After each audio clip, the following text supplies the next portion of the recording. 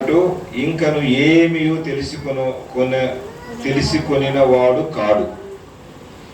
ఒకడు దేవుని ప్రేమించిన ఎడల అతడు దేవునికి ఎరుకైన వాడే. కాబట్టి విగ్రహములకు బలిగా అర్పించు వాటిని తినుట విషయం. లోకమందు విగ్రహము వట్టిదనియు ఒక్కడే దేవుడు తప్ప వేరొక దేవుడు లేడనియు ఎరుగుదుము. దేవతలు అనబడిన వారును ప్రభువులు అనబడిన వారును అనేకులున్నారు. ఆకాశమందైనను భూమి మీదనైనను దేవతలు అనబడినవి ఉన్నను మనకు ఒక్కడే దేవుడున్నాడు, ఆయన తండ్రి. ఆయన నుండి సమస్తమును కలిగెను, ఆయన నిమిత్తము మనమున్నాము. మరియు మనకు ప్రభువు ఒక్కడే, ఆయన యేసు క్రీస్తు. ఆయన ద్వారా సమస్తమును కలిగెను, మనము ఆయన ద్వారా కలిగిన వారము. అయితే అందరి యందు ఈ జ్ఞానము లేదు. కొందరు ఇది వరకు విగ్రహమును ఆరాధించిన వారు కనుక తాము భుజించు పదార్థములు విగ్రహములకు బలి ఇయ్యబడినవని ఎంచి భుజించుదురు. ఇందువలన వారి మనస్సాక్షి బలహీనమైనదై అపవిత్రమగుచున్నది. భోజనమును బట్టి దేవుని ఎదుట మనము మెప్పు పొందము.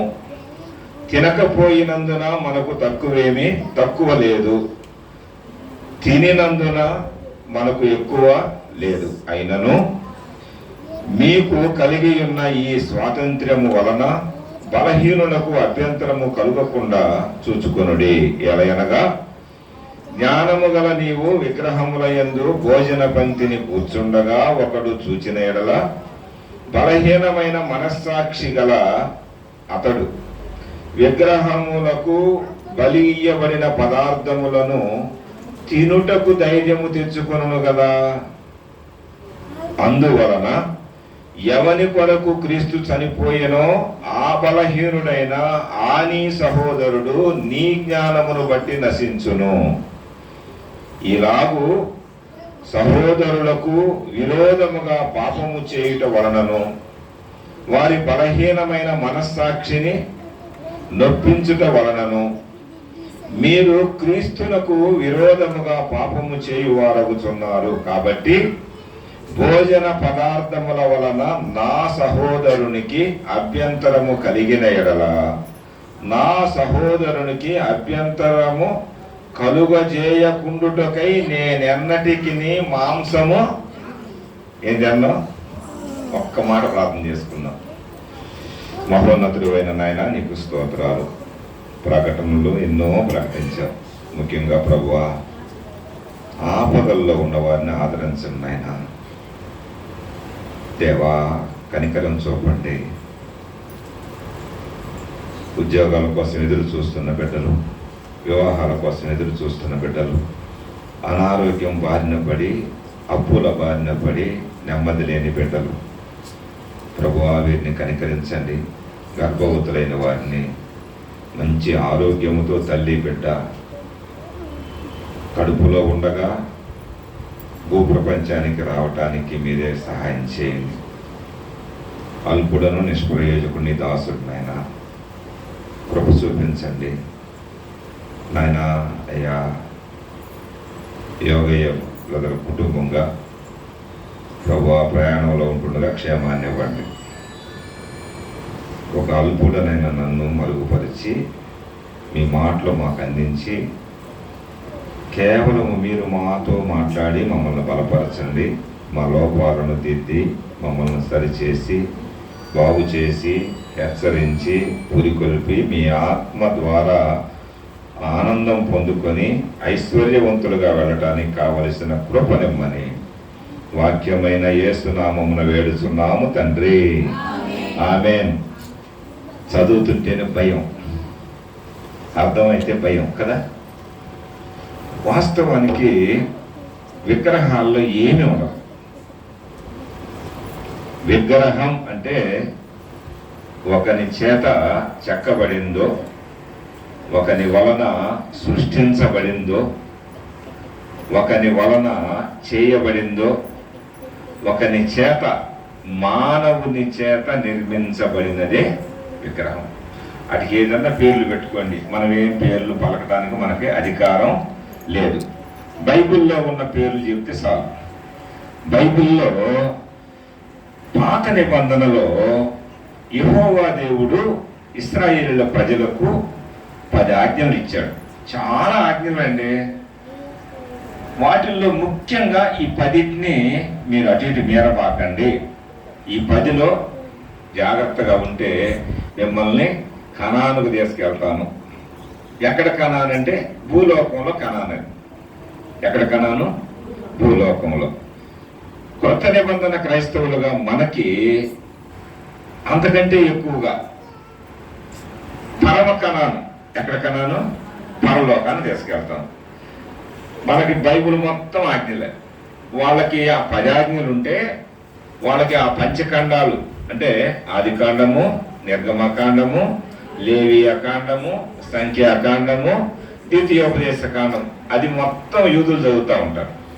ఇప్పటికి కూడా దానిలోనే పొర్లుతా, దానిలోనే ఉంటా, దానిలోనే మునిగినటువంటి ప్రజలు యూదులు, యోధా మతస్థులు. వాళ్ళలో నుంచి కొంతమంది మెస్సయాను ప్రభువుని నమ్ముకున్నారు, కొంతమంది ఇంకా నమ్ముకోవాలి. ఎవరు నమ్ముకున్నారంటే ఈ 5తో పాటు పాత నిబంధనలో ఉన్న మొత్తం 39 అధ్యాయాలు 5 అధ్యాయాలు తీసేస్తే 34 అధ్యాయాలు ఉన్నాయి కదా.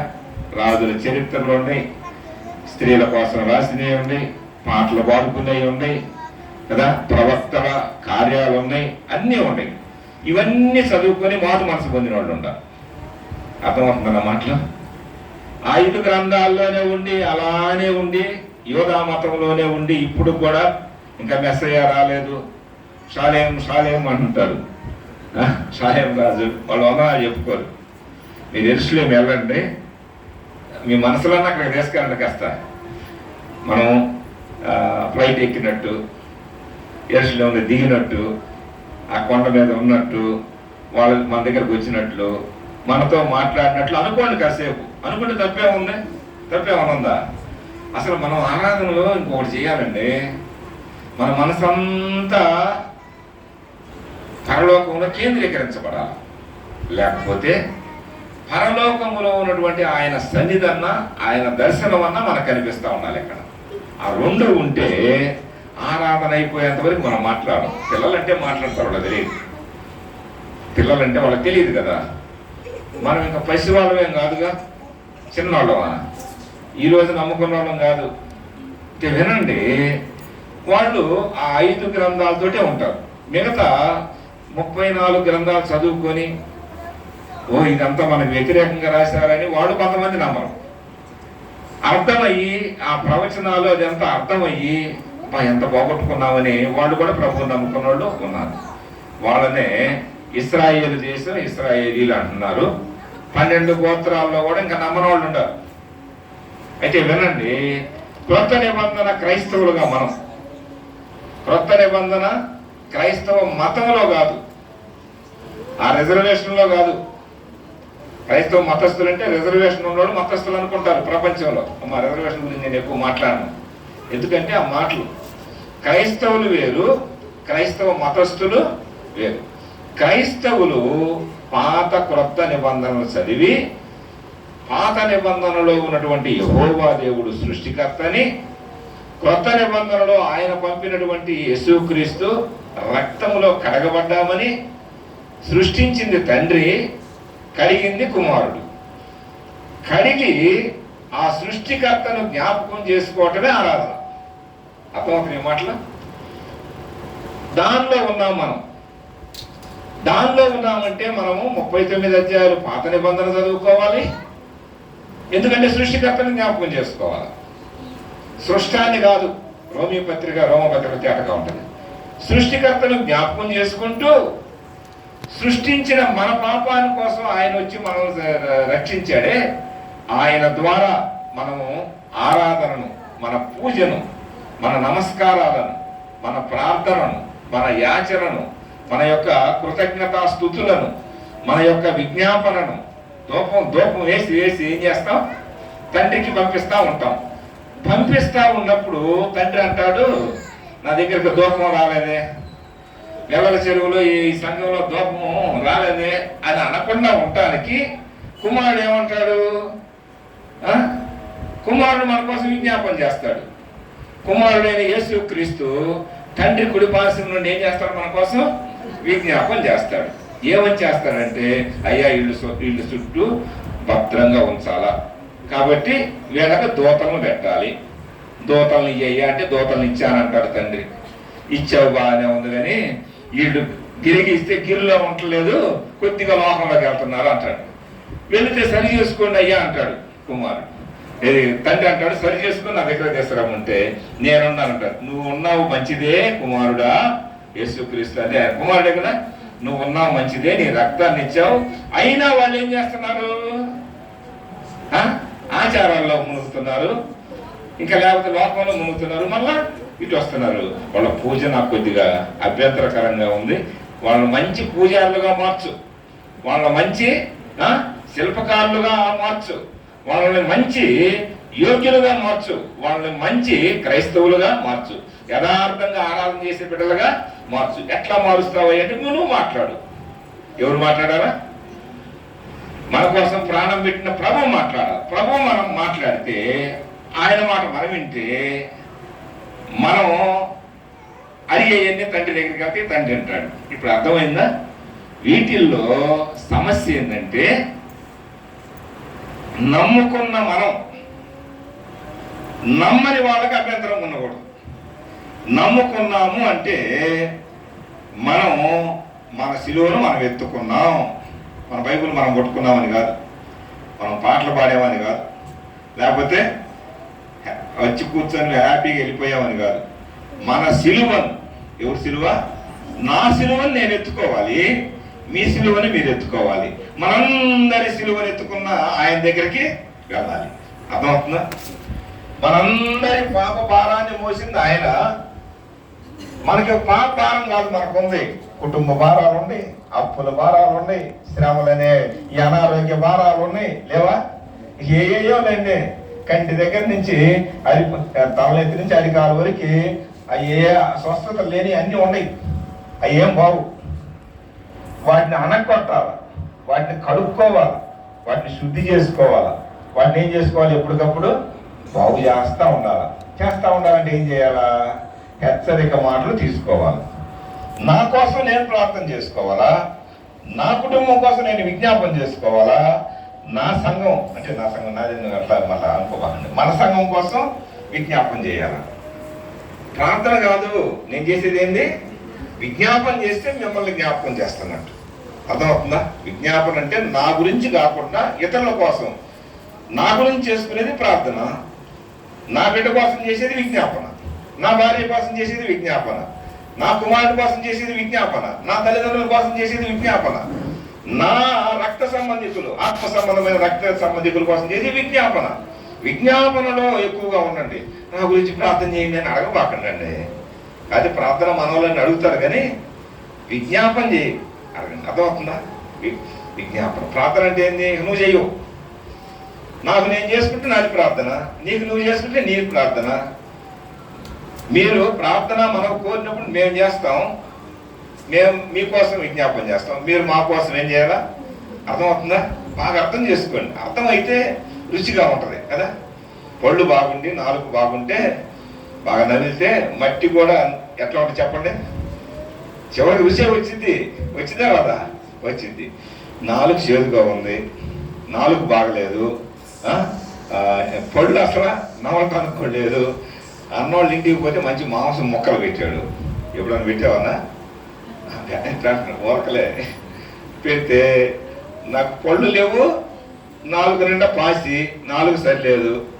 ఆ అన్నం మొక్కన ఒక బెల్ల ఉంటే ఆ బెల్ల కూడా ఇయ్యలేదు అనుకోండి. ఊరకమ్మా అర్థం కావటం కోసం ఇచ్చినా నేను వేసుకోలేదు. అన్న ఇంట్లో మంచి భోజనం, అందరు రుచిగా ఉందంటున్నారు, నాకేమో ఏం తెలియట్లా. ఎందుకని?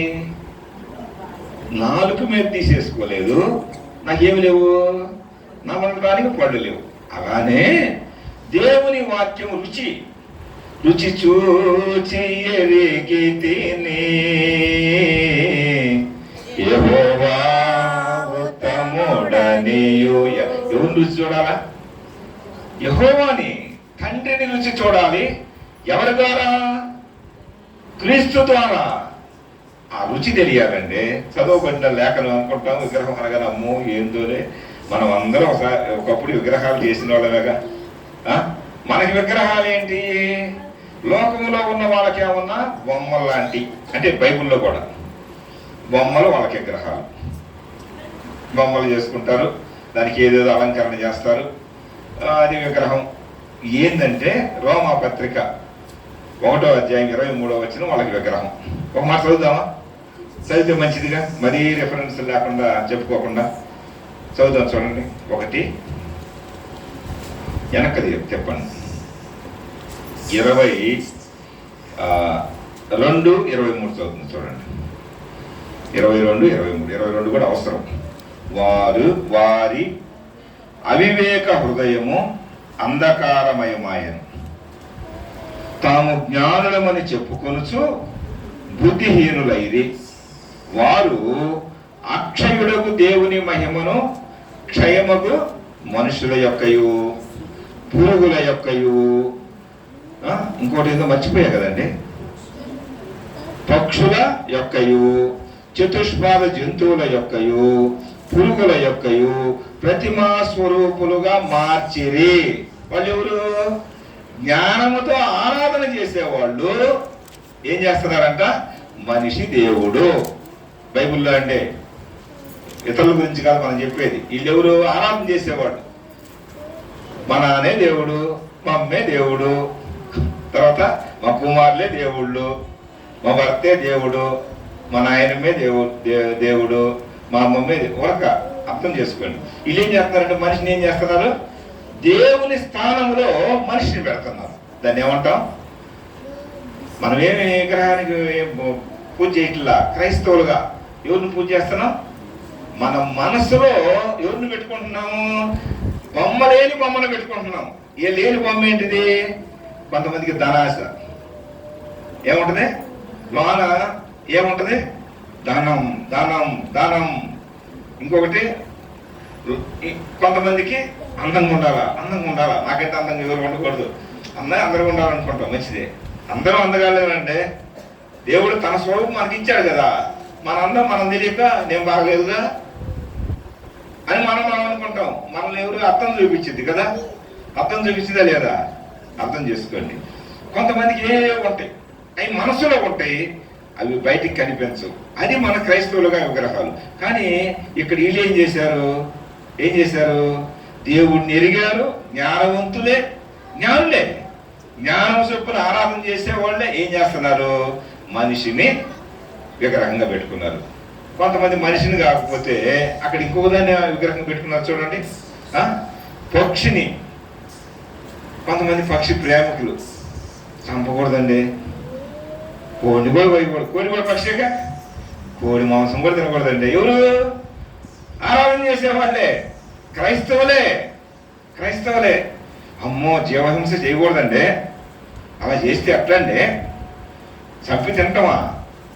నేరం కదండి. అయినా అంత నేరం చేస్తారండి అని అనుకుంటారు. ఎవరు వీళ్ళు? క్రైస్తవులే. చంపకపోతే ఏది అన్నం కూడా రాదు. పొట్టుని చేసి తినొచ్చుగా, లోన గింజ మొలిసేది కదా, దానిలో కూడా జీవం ఉంటుంది కదా. ఉంటుందా లేదా? జీవం లేకపోతే అది కుళ్ళిపోయిద్ది, వాసన వచ్చింది. అమ్మ వినండి జాగ్రత్తగా. విగ్రహాలంటే ఏంటియో కాదు, ఇవే. అదైనా చనిపోవాల్సిందే, ఇదైనా చనిపోవాల్సిందే. చనిపోకుండా చంపకుండా ఏం తినలేవు. తిరగమాతేస్తున్నావు, పొయ్యి మేము పెడుతున్నావు అంటే ఏం చేస్తున్నట్టు? చంపుతున్నావా లేదా? ఏళ్ళు అట్లా చంపుతున్నావా లేదా? ఒకవేళ నిజంగా చంపలేదు అనుకో, కాసేపు అనుకో, అర్థం చేసుకోండి. పక్షి. తర్వాత ఇంకోటి ఏదో అడ్డం వచ్చింది, చతుష్పాద జంతువులు. చాలా మర్యాదగా ఉండాలండి. కుక్కలేం చేసిందండి మిమ్మల్ని? మరి కుక్కలు అందాం, ఇంకేమున్నారు కదా. ఆ జంతువులు కోసుకుంటారు ఎందుకండి మీరు? అనలేరా? అది కూడా ఏమైపోయింది? దేవుని స్థానంలో నిలబడి. ఇంకొకటి ఏంటంటే అసలు ఇవన్నీ కాదు, ప్రాకే ప్రతిదీ కూడా ఏంటిది? ఇది జ్ఞానులకు విగ్రహం. ఎవరికి విగ్రహం ఇది? జ్ఞానవంతులే. వాళ్ళ జ్ఞానం ఏమైపోయింది? చెప్పండి. 8వ అధ్యాయం అంటున్నాడు, విగ్రహములు. ఏంటి? క్రైస్తవులకు విగ్రహాలు చాలా ఉంటాయి, చాలా ఉంటాయండి, ఎన్నెన్నో ఉంటాయి. హృదయంలో దాచుకుంటారు వీటన్నిటిని. హెస్కేలు గ్రంథం 14వ అధ్యాయంలో తేటగా ఉంటది. ఇశ్రాయేలీయులు నా సన్నిధికి వస్తున్నారు, పూజ చేయడానికి వస్తున్నారు, వాళ్ళ హృదయాలు విగ్రహాలతో నింపబడి ఉన్నవి. ఏమని ఉంటది? వాళ్ళ హృదయము దేంతో నింపబడి ఉంటుందంట? మనం ఇప్పుడు ఉన్నాము, అయ్యో ఎందుకు వచ్చాము, కూలికి వెళ్తే 500 ఇచ్చేవాడు కదా అనుకున్నావా? అదేమైంది చెప్పండి. అమ్మ ఎవరిని ఏమంటలా కూడా చెబుతున్నా. నేను అనుకున్నాను అనుకో, ఏ కమ్మ ఇంట్లో కొనుక్కుంటే బాగుండేది కదా, నర్సరాపేట నుంచి ఇక్కడ రావటం పోవటానికి 100 రూపాయలు ఖర్చు కావాలి కదా, బండి ఖర్చు కదా, కమ్మ నిద్రపోతే ఎంత ఆరోగ్యం, కమ్మగా ఇంట్లో పని చేసుకోవచ్చు కదా, ఆదివారం అనుకున్నాను అనుకో, నా జ్ఞానం అంతా ఏమైపోయింది? అర్థమవుతుందా? ఇదే విగ్రహం. విగ్రహాలు పాత నిబంధనలో చెప్పాడు దేవుడు, అయ్యా నన్ను తప్ప, నేను తప్ప ఇంకొక దేవుడు లేడు అన్నా. నేను తప్ప ఇంకొక దేవుడు లేడు. 10 ఆజ్ఞలో ఊరక 2 ఆజ్ఞలే. 2 ఆజ్ఞ ఏమిచ్చాడు? పైన ఆకాశం అందే గాని, క్రింద భూమి అందే గాని, ఆ భూమి క్రింద ఉన్న నీటిలో గాని దేని రూపమునైనను. చెప్పాలమ్మా, సండే స్కూల్ ఏం చెబుతున్నారు మీరు? టీచర్స్ ఇది కావాలా, పిల్లలు కూడా కావాలా? రూపమునైనను ప్రతిమనైనను, విగ్రహం అనకూడదు, దేనినైనా నన్ను కనుక పోలింది. ఒకవేళ ఆయన ఫోటో గీసిన, ఎవరి ఫోటో? నాకు దేవుడి ఫోటో భలే ఉందండి అంటే అనుకుని గీసిన, దాన్ని కూడా ఏమన్నాడు ఆయన? దేనిని చేసుకోకూడదు, దేని ఎదుట సాగిల పడకూడదు, దేనిని పూజింపకూడదు. అలా చేశావు అంటే అది ఏంటి చెప్పండి? విగ్రహం. అంటే విగ్రహాల జోలికి వెళ్ళకూడదు. దేని జోలికి వెళ్ళకూడదు? విగ్రహం. దానిలో ఏమీ లేదు. కానీ యేసుప్రభు పట్టం పెట్టామండి, ఆయన చూసేవండి.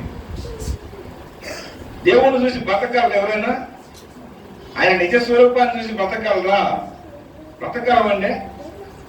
దర్శనము కళలో వస్తేనే మనం గుండెలు పగిలిపోవా? ఏమన్నా నాకు ఎప్పుడు కనిపించరా? మీకు ఎప్పుడు కనిపించరా చెప్పండి.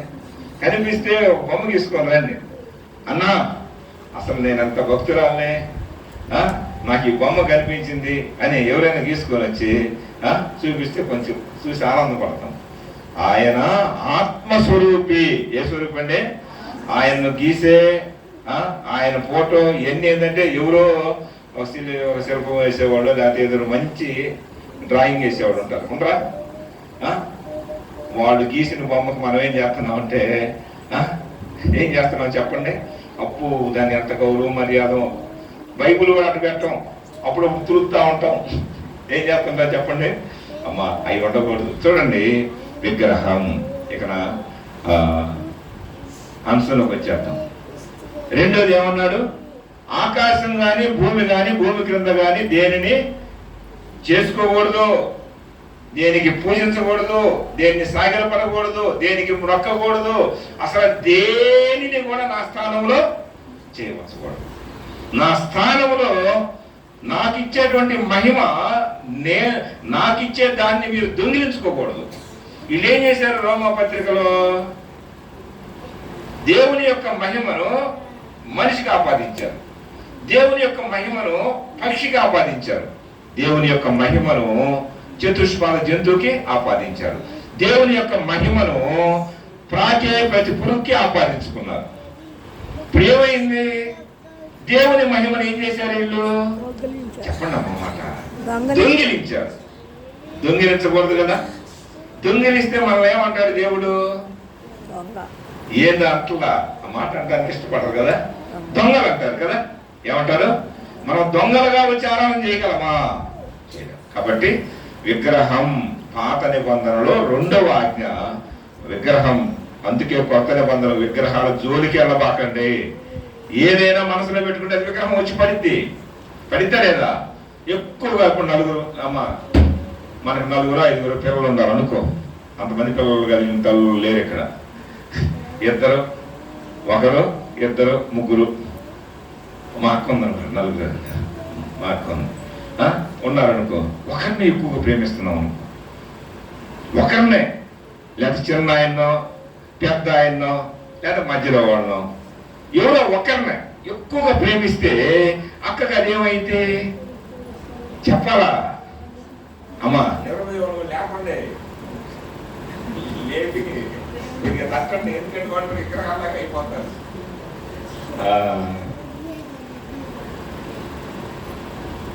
రాజారావు గారు తెలుసా? ఏంటి అంటున్నారు? జి రాజారావు గారు తెలుసా? వాళ్ళ అబ్బాయి కూడా మనం ఒకసారి పిలిచాను. ఆయన అంటాడు, ఆయన స్మూత్ జీవితం ఎంత ఆయన చదువుకున్న 4-5 తరగతులే 66 గ్రంథాల మీద వ్యాఖ్యానం రాస్తే 5 చదవడానికి మన వాళ్ళకి అర్థం కావట్లా. చదువుకున్న చదవడానికి అర్థం కాక దాన్నిటి దీన్నట్టు చెబుతున్నారు. ఆయన ఎవరితో మాట్లాడు మౌనం కూర్చుంటాడు. ఆయన ప్రసంగం చెప్పేటప్పుడు మాట్లాడుతుంటే నిద్రపోతున్నాడు. అమ్మా కళ్ళు మూతలు పడితే చెవులు మూతలు పడతాయి, కళ్ళు మూతలు పడి చెవులు మూతలు పడితే మనసు మూత పడిద్ది. అమ్మా అన్ని మూత పడతాయి అమ్మా. ఇక నీకు ప్రభు పరలోకం రాకుండా ఏం చేస్తాడు? మూతేసేస్తాడని వాళ్ళు చెప్పేవాడండి. ఆయన చాలా అనుభవం. ఆయన లేకుండా మా ఊర్లో నేను అక్కడ ఉన్నంత కాలం ఆయన లేకుండా చాలా వరకు మీటింగ్ లేదు. అంత ప్రార్థనాపరుడు అండి. మనం నిద్రపోతాం అనుకుంటాం, లేచి రాసావా, నేను చెప్పింది రాసావా అంటాడు. రాయటం కూడా రాదు ఆయనకి, తప్పులు అన్ని తప్పులు రాస్తాడు. భక్తులంటే వాళ్ళు కట్టిన సంఘానికి వెళ్ళి వచ్చాం మొన్న. బాపట్ల ఎలా వచ్చింది ఎలక రాంపూర్ అని ఆడ ఓది చెబుతున్నారు. ఆయన పొడవాలని చంపేయాలని పల్లెలో వాళ్ళు, అంటే నేను ఏమనుకోబాను, ఒక కక్ష కట్టి ఏంది రా మన ఊరు వస్తున్నాడు, రోజు మధ్య అప్పుడప్పుడు వస్తుంటాడు. వచ్చి ఏందో దేవుడు అంట వాటి మనకు తెలియదు, మన బైబుల్ లేవైంది, మన ఇంట్లో లేవైంది అని ఎవరు చెప్పుకుంటున్నారు? తాగుపోతే చెప్పుకుంటున్నారు. చెప్పుకొని ఏం చేయాలా? హతమార్చాలి, అప్పుడు రోడ్లు సరిలేవు అని ఒకరోజు మొత్తాన్ని ప్లాన్ వేసుకున్నారు. ఏం వేసుకున్నారు? అమ్మా ఇదన్నా జాగ్రత్తగానండి వేసుకొని, అరే ఇటు వచ్చాడు అనుకో నువ్వు చంపేసి కొట్టేసి, లేదా అటు వచ్చాడు అనుకో ఇంకొక రూట్లు ఉంటాయిగా నేను చంపేస్తా. అట్లా కాపలాదారులుగా నక్కి ఎక్కడెక్కడ ఉన్నారు. చాలా జాగ్రత్తగానండి. ఈయన ఆ తల్లులకి వాళ్ళకి 4 మాటలు చెప్పి వెళ్తున్నాడు. బయలుదేరి రాత్రిపూట ఆయన ప్రయాణం. ఏముంటే కాలినడకే వెళ్ళడానికి ప్రయాణం అయితే మొదటి రోజుకి ఒక మనసు వచ్చిందంట. అరే ఆయన మనల్ని ఏం చేశాడు? మా కుటుంబానికి కానీ నాకేం చేయలేదు కదా, నేనెందుకు చంపాలా? చంపేది అవతల చంపుకుంటాను, నాకెందుకు లేదు వెళ్ళకుంటున్నాను. అర్థమైందా మాటలు అని వెళ్ళకుండా అదేదో అదంతా వాళ్ళ మీద పోతుంది. నేను చంపితే నేను నరహంతకుండా అవుతాను, ఈ బాధ నేనే పడతా అని వెళ్ళకుండా పక్కన కూర్చున్నాడు. ఎక్కడ దాక్కున్నాడు, దాటిపోతున్నాడు. పోవాలి కదా ఆయన, ఎవరితో మాట్లాడదు. ఎవరైనా పలకరిస్తే వందనాలు చెబుతాడు, లేకపోతే పోతా ఉంటాడు. ఈ దాటిపోయేసరికి రెండో వాడు అనుకుంటున్నాడంట, మొదటిలోడు ఏమో నిద్రపోయాడేమో, నేను చంపాను ఆ నేరం మొత్తం నా మీదే వచ్చింది. అసలు ఎందుకు చంపాలి నేను? నన్ను పోలీసులు తీసుకెళ్తారు, నన్ను కోర్టులో నిలబెడతారు. ఎవరైనా వాడు ఎవడో ఒకరు చెప్పకుండా ఉండో నన్ను కూడా ఏం చెప్తారు ఆ కోర్టులో చెప్పకూడదు నేనే ఆ మాట. అదే దాన్ని ఏమంటారు చెప్పానా, చెప్పకూడదు నేనే తినేది అని వాడు కూడా పక్కకెళ్ళాడు. ఈయన మోతా ఉన్నాడు. ఇంకెవడు ఉన్నాడు? ఎన్నో జాగ్రత్తగా మూడో అతను వీళ్ళిద్దరు మనసు మార్చుకు అడిపోయారు. దూరాన్ని ఆయన చూశారంటే వాళ్ళిద్దరు ఏం చేస్తున్నారు? వాళ్ళిద్దరు వదిలేశారు కదా, నేను కనుక చంపాను అనుకో అది ఆయన ప్రవక్త, ఆయన దైవజనుడు. వామ్మో, ఆయన చంపారనుకో, ఇప్పుడు వాళ్ళిద్దరు నేను చంపగానే తర్వాత రారు, వాళ్ళ ఊళ్ళోకి వెళ్ళి నా పేరు చెబుతారు, ఊళ్ళో వాళ్ళు నన్ను కొడతారు, అర్థమవుతున్న మాటలు అని మనసు మార్చుకొని వెనక్కి వెళ్ళారు. ఈయన వెళ్తా ఉన్నాడు. వెళ్తా ఉంటే వాళ్ళని దాటాడంట. దాటిన తర్వాత అప్పుడు ఫోన్లు కూడా లేవు కదా. వీళ్ళు ముగ్గురు ఒకటయ్యారు. మరలా ఒకటయ్యి, ఏందిరా నువ్వేంద్రా నాకిట్ట మనసు వచ్చింది, అరే మనం చంపే పని లేదురా, ఏమి లేదు, ఆడేది వస్తాడులే ఆ కొండెక్కి అని అట్లా మాట్లాడుకున్న సమయంలో భయంకరమైన వర్షం ప్రారంభమైంది. భయంకరమైన వర్షం. ఈయన వెళ్ళిపోతున్నాడు. వెళ్ళాడు. ఇక రాత్రి అంతా మామూలు వర్షం కాదు, అక్కడ మన గురిసిన చూడండి వర్షం, అందుకని ఇంకెంత భయంకరము. కురిసిన తర్వాత ఈ ఎక్కడ కూడా చచ్చి ఉంటాడు, మరే మనం చంపలేదు, ఇప్పుడు ఈ కొండల్లో ఏడబడి వచ్చి ఉంటాడు, అది నేరం మనకు ఉంటుందయ్యా, తెల్లారి నాకు ఉన్నాం చూద్దాం అసలు ఏం జరుగుతాయని తెల్లారి పోయి చూస్తే ఆయన కొండ దిగిపోతాడు ప్రార్థన చేసుకొని. ఆయన్ని చూసి, ఏందయ్య గారు మీకు బట్టలు తడవలేదు ఏంటంటే అంటున్నాడంట. ఏంటంటే బట్టలు ఎందుకు కలిసినాయి, మాకంతా ఇక్కడంతా తుఫాను వర్షము అంటే ఇంకా ఆయన వీళ్ళు పోయిన తర్వాత వాళ్ళు ప్రభువుని నమ్ముకొని పెద్దలయ్యారు. అర్థమవుతుందండి. ఆశ్చర్య రీతి కదా. ఆయన మీద ఒక్క బొట్టు వర్షం పడలేదు. ఎవరి మీద కురిసింది? వీళ్ళ మీద కురిసింది. నిజంగా ఆత్మ సంబంధమైన వర్షం కూడా వాళ్ళ మీద కురిసింది. వాళ్ళు మారు మనసు పొంది వాళ్ళే ఇప్పుడు వాళ్ళు కొంతమంది దాటిపోయారని మన పోతే చెప్తున్నారు. నాకు కూడా అనుభవాలు గుర్తొస్తున్నాయి. అంకులు లేకుండా మా ఇంట్లో ఎప్పుడు లేదు. మాది ఒకే గది ఇల్లు, తలుపేస్తే ఇంట్లో ఒకరు ఉండాల్సి బయట. ఇప్పుడు కూడా అదే ఇల్లు. ఎందుకు చెప్తున్నామంటే అంత ప్రార్థన. చూడండి, విగ్రహం ఏంటిదంటే అటు పోయింది మనసు కదండి. ఈ విగ్రహాల విషయంలో లోకంలో ఉండి ఒకప్పుడు మనం కూడా విగ్రహాలు చేసాం లేదా? మనం ఏం చేయాలో మనం జ్ఞానులమే.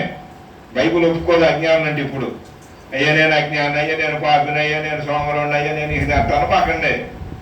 అది అయిపోయింది. నేను ఇంకా పాపినయ్యా, నువ్వు పాపివా, నా పాపాలు క్షమించయ్యా అంటే ఏంటి? ఇంకా ఆ ప్రార్థన మనం చేయకూడదు, ఆ విజ్ఞాపన మనం చేయకూడదు. ఏం చేయాలా? దేవా, నీలో ఎట్లా ఎదగాలి, నీతో ఎట్లా నా సిలువని నేను ఎత్తుకొని వస్తున్నాను, మీ సిలువ దగ్గరకు రావాలా. ఈ రూపాంతరం ఎట్లా జరగాల? రూపాంతరం అంటే మన మాటలో తేడా రావాలి, మన ప్రవర్తనలో తేడా రావాలి, మన క్రియల్లో తేడా రావాలి. మనము క్రైస్తవులంగా ఎట్లా పాత వాటిని పాతి పెట్టి కొత్త జీవితంలో ముందుకు పోతూ ఉండాలి. పోతా ఉంటే ఇప్పుడు మనం ఎవరు చెప్పండి? జ్ఞానులం. చెప్పండి అండి, ఆ మాట చదవండి. చూడండి, మొదటి వచనమే. విగ్రహములకు బలి అర్పించు వాటి విషయం చెబుతున్నాడు. దేనికి అర్పించేది? విగ్రహాలంటే మనం ఏమనుకున్నాం? మనకు లోన ఉండేవి విగ్రహాలు. ఏదన్నా దేవుని కంటే మొదటి స్థానంలో ఆయన ఉండాలి, తర్వాత అన్ని ఉండొచ్చు. మొదటి స్థానంలో ఆయన ఉండి నాకు ఆయనే ఉండాలా, నా భార్య వద్దు, నా పిల్లలు వద్దు అని అంటే అది కూడా విగ్రహమా కాదా? అర్థం చేసుకోండి. ఆయన ఉండాలా, ఆయన తర్వాత ఎవరినైనా ఉండొచ్చు, అందరూ ఉండొచ్చు. ఆయనకి మొదటి స్థానం ఇవ్వాలా. ఎవరికి? ప్రభువుకి మొదటి స్థానం ఇవ్వాలా. తర్వాత మన సంఘస్థులందరూ కూడా, నా కుటుంబానికి కానీ సంఘస్థులకు కానీ తర్వాత స్థానం. ఏందన్నా మమ్మల్ని రెండో స్థానం పెట్టారని పక్కండి, తర్వాత స్థానమే మీకు కూడా అంతే. దేవుడు తర్వాత మీ భర్త, తర్వాత ఎవరైనా. దేవుడు నా భార్య, తర్వాత ఎవరైనా. అర్థమవుతుందండి మన మాటలు. ఇట్లా విగ్రహముల గురించి విగ్రహాలకు బలిగా అర్పించిన వాటి విషయం చెబుతూ అంటున్నాడు. ఏమంటున్నాడు చూడండి. మనమందరం, ఆ మాట చదవండి అందరూ. మనమందరము జ్ఞానము గలవారమని ఎరుగుదుము. కొరింథీలో ఉన్న సంఘస్థులే. వెల్లల చెరువులో ఉన్నటువంటి మనం కూడా ఎవరు చెప్పండి? బయట బైబుల్ ప్రకారం చెప్పండి. ఎవరు అమ్మ మాట అన్నారండి? మనం అందరము జ్ఞానులమని ఎరుగుదాము. అందరం జ్ఞానులే. ఎవరికి ఇచ్చిన జ్ఞానం వాళ్ళదే. మనం అందరం ఎవరిని చెప్పండి? ఆ మాట చెప్పిందా వదలం. మనం అందరం ఎవరివి? జ్ఞానం కాకపోతే ఆరాధన చేస్తామండి. అజ్ఞానంగా చేస్తామండి. ఎట్లా పడితే అట్లా చేస్తామండి. తాగొచ్చో, తిరిగి వచ్చో, లేకపోతే తిట్టొచ్చో, లేకపోతే గందరగోళం చేసి చేస్తా ఉందండి. జ్ఞానమే దేవుడిచ్చే జ్ఞానం కదండి. మనం అందరం ఎవరు చెప్పండి? ఇప్పుడు జ్ఞానులం. ఆ ముద్ర వేసుకొని పోండి అండి. మరి జ్ఞానులు అయితే ఏమంటున్నారు చూడండి, మనం అందరము జ్ఞానులమని, జ్ఞానము గలవారమని ఎరుగుదుము. జ్ఞానము ఉప్పొంగ చేయును. ఏం చేసిందంట? అప్ప జ్ఞానం అన్నాడు, సర్టిఫికేట్ ఇచ్చాడు. అనగానే ఏమైంది? నేను జ్ఞాని, నేను జ్ఞాని, నేను జ్ఞాని, నేను. ఇదేం చేసింది మనల్ని? ఏం చేసింది? జ్ఞానమే కాదట్లా. ఉప్పొంగ చేయును గాని ప్రేమ. ఏ జ్ఞానులము? ప్రేమ స్వరూపుడైన దేవుడిచ్చే జ్ఞానాన్ని ఉంటే అప్పుడు ఏమైంది మనకి?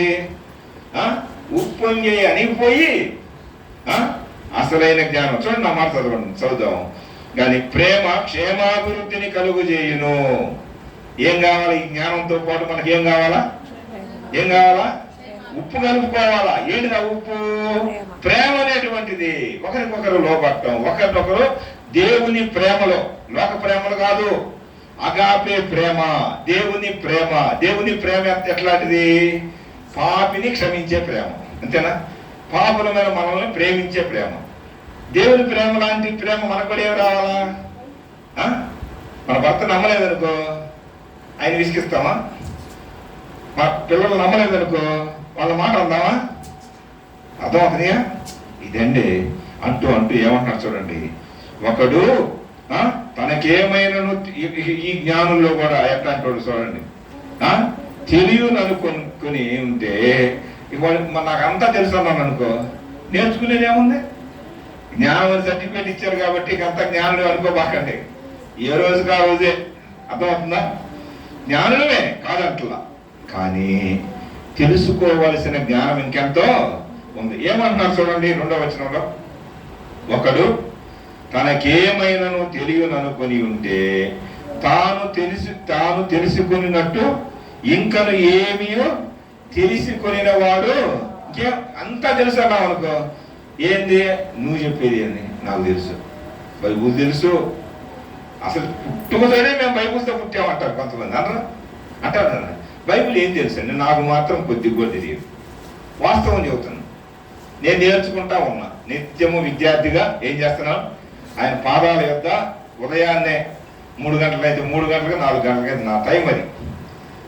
3 నుంచి 4 ఆ మధ్యలో ఎన్ని గంటలప్పుడు కొనుక్కున్నా 99% అట్లా లేస్తా. ఎప్పుడన్నా మరీ 3 గంటలకు కొనుక్కుంటే చెప్పలేను, కానీ అమ్మా దాన్నే ఫైట్ టైం అంటారు, దాన్నే ప్రార్థన సమయం. ఏ సమయం చెప్పండి? ఆ సమయం లేవండి తల్లి. వేపు సుఖం ఉంటుంది, దేవుని వాక్యం ఉంటుంది, దైవ దర్శనం ఉంటుంది, దేవుని యొక్క పొందు ఉంటుంది, దేవుని యొక్క సన్నిధి ఉంటుంది. దేవుడు మనతో మాట్లాడుతూ ఉంటాడు. మాట్లాడే సమయం అది. ఇక తర్వాత ఎప్పుడు మాట్లాడాలన్నా, ఎందుకంటే ఏదో ఒక గోళ ఉంటానే ఉంటుంది, ఉండదా? ఉన్న వాస్తవాలు మీరు అట్లా ప్రార్థన చేయండి. మీ గురించి, మీ కుటుంబంలో మారు మనసు ఎందుకు ముందర చూడండి. ముందు మీరు, మీ కుటుంబం అంటే నువ్వు, నీ భర్త, ముందు అది కుటుంబం. పిల్లల పెళ్లి కాకముందు నీ కుటుంబం వాళ్ళు, పెళ్ళి అయితే మళ్ళీ వాళ్ళ కుటుంబాలు వేరు. నీ కుటుంబం, నీ భర్త మారలేదంటే నువ్వే లోపం, నీ భార్య మారలేదంటే నీదే లోపం. ఏం చేయట్లేదు? దైవ సన్నిధికి వెళ్ళట్లా, దైవ దర్శనాన్ని తీసుకోవట్లా, దేవుని వాక్యాన్ని ధ్యానం చేయట్లా. మనం మాట్లాడుతూ ఉన్నారు కానీ దేవుడు మాట్లాడితే మనం వింటున్నా. అది అర్థమవుతుందా? చూడండి, ఇంక నేను 15 నిమిషాలు ముగిస్తాను, నాకు సమయం ఎదురుగానే ఉంది, నేను అట్లానే ముగిస్తా. 3వ వచనం చూడండి.